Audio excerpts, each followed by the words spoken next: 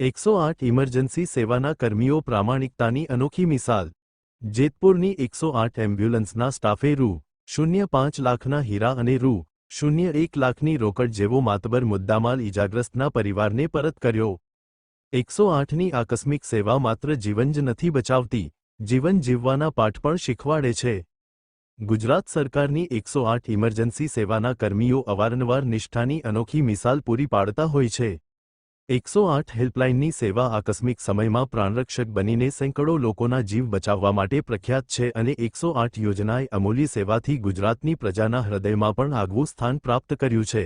108 યોજનાની અપ્રતિમ સેવાના મૂળમાં તેના કર્મચારીઓની કર્તવ્યપરાયણતા છે, ત્યારે કર્મચારીઓની કાર્યનિષ્ઠાનો વધુ એક કિસ્સો સામે આવ્યો છે, જેમાં જેતપુરની 108 એમ્બ્યુલન્સના સ્ટાફે રૂ.05 લાખના હીરા અને 1 લાખ રોકડ રૂપિયા જેવો માતબર મુદ્દામાલ ઇજાગ્રસ્તને પરત કરીને ઈમાનદારીનું ઉમદા ઉદાહરણ પૂરું પાડ્યું છે।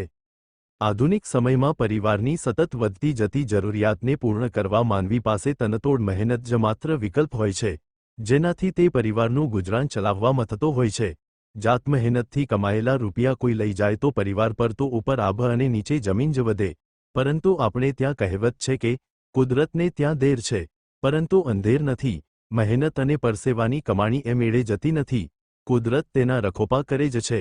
આ કિસ્સામાં પણ કંઈક એવું જ બન્યું છે।